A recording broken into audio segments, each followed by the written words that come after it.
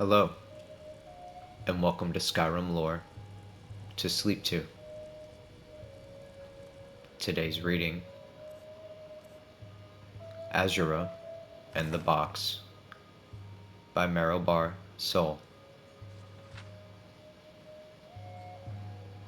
Uncle Bar had enjoyed an adventurous youth, but had grown to be a very wise, very old Dwemer who spent his life searching for the truth and dispelling superstitions.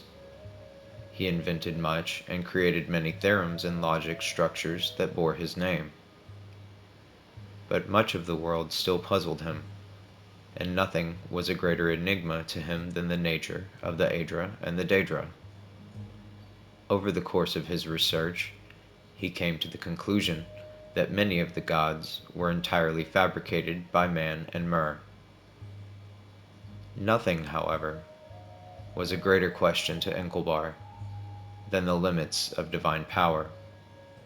Were the greater beings the masters of the entire world, or did the humbler creatures have the strength to forge their own destinies? As Enkelbar found himself nearing the end of his life, he felt he must understand the last basic truth. Among the sage's acquaintances was a holy Chimer priest named Athenic.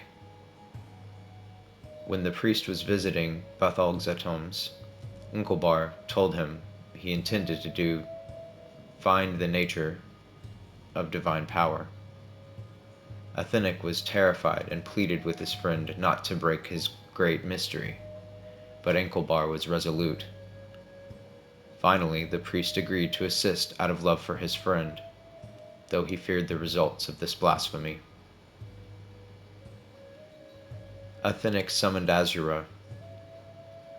After the usual rites by which the priest declared his faith in her powers, and Azura agreed to do no harm to him, Enkelbar and a dozen of his students entered the summoning chamber, carrying with them a large box. As we see you in our land, Azura, you are the goddess of the dusk and dawn, and all the mysteries therein, said Enkelbar, trying to appear as kindly and obsequious as he could be. It is said that your knowledge is absolute. So it is, smiled the Daedra. You would know, for example, what is in this wooden box, said Enkelbar. Azura turned to Athenic, her brow furrowed. The priest was quick to explain. Goddess, this Dwemer is a very wise and respected man. Believe me, please, the intention is not to mock your greatness, but to demonstrate it to this scientist and to the rest of his skeptical race. I have tried to explain your power to him, but his philosophy is such that he must see it demonstrated. If I am to demonstrate my might in a way to bring the Dwemer race to understanding, it might have been a more impressive feat you would have me do, growled Azura, and turned to look Enkelbar in the eyes. There's a red-petaled flower in the box. Enkelbar did not smile or frown. He simply opened the box and revealed to all that it was empty. When the students turned to look at Azura, she was gone. Only Athenic had seen the goddess's expression before she vanished, and he could not speak. He was trembling so. A curse had fallen. He knew that truly, but even crueler was the knowledge of divine power that had been demonstrated. Enkelbar also looked pale, uncertain on his feet, but his face shone with not fear but bliss. The smile of a Dwemer finding evidence for a truth only suspected. Two of his students supported him, and two more supported the priest as they left the chamber. I have studied very much over the years, performed countless experiments, taught myself 1,000 languages, and yet the skill that has taught me the finally truth is the one that I learned when I was but a poor young man, trying only to have enough gold to eat, whispered the sage. As he was escorted up the stairs to his bed, A red flower petal fell from the sleeve of his voluminous robe. Inkelbar died that night. A portrait of peace that comes from contented knowledge. Publisher's note. This is another tale whose origin is unmistakably Dwemer.